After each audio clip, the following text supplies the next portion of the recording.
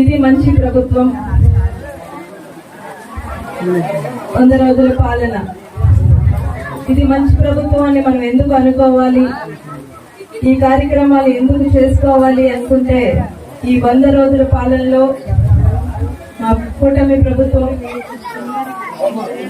ఏం చేస్తుంది, వారు ఇచ్చిన ఎలక్షన్ టైంలో వారు ఇచ్చిన హామీలు ఒక్కొక్కటిగా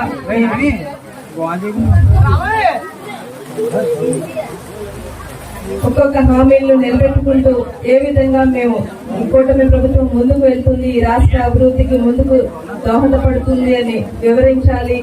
ప్రతి ఒక్కరికి రాబోయే కాలంలో మనం ఏం చేయాలనుకుంటున్నాం, వారి యొక్క సమస్యలు ఏంటి అని మీరు అందరూ ప్రజల వద్దకు వెళ్లి ఈ కార్యక్రమాలు నిర్వహించాలని మా నాయకులు చంద్రబాబు నాయుడు గారు, పవన్ కళ్యాణ్ గారు ఆదేశాల మేరకు మేము ఈ కార్యక్రమాలు చేపట్టడం జరిగింది. మీరందరూ ఒక్కసారి ఆలోచించుకుంటే గత ప్రభుత్వంలో ఏదైతే హామీలు ఇచ్చారో వాటిని ఎలా నిర్వర్తించారు, ఎలా చేశారు, ఆ ప్రభుత్వ పాలన ఎంత అరాచకంగా ఉంది.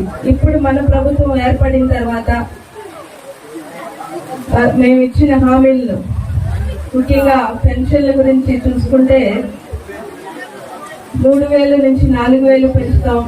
ముందు 3 నెలలు కూడా నెలకు 1000 రూపాయలు చొప్పున ఇచ్చి మొత్తం 7000 రూపాయలు ఇస్తామని చెప్పిన ఆనాడు మా నాయకులు చెప్పిన మాట ప్రకారం మొట్టమొదటి నెలలో 7000 రూపాయలు ప్రతి ఒక్కరికి మొట్టమొదటి 1వ తారీఖునే ఈ సచివాలయ సిబ్బంది అయితేనే, నాయకుల సహాయంతో అయితేనే అందరికీ ఇవ్వడం జరిగింది.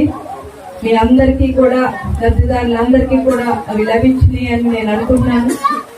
ఖచ్చితంగా ఇలా అన్నా క్యాంటీన్ గురించి, ఒక పేదవాడి ఆకలి 5 రూపాయలకే భోజనం దొరుకుతుంది, పేదవాడి ఆకలి తీర్చాలనే ఒక సదుద్దేశంతో ఆనాడు స్వర్గీయ ఎన్టీ రామారావు గారు ఏర్పాటు చేసిన అన్నా క్యాంటీన్ గత ప్రభుత్వంలో నిర్వీర్యం చేసి ఆపివేయడం జరిగింది.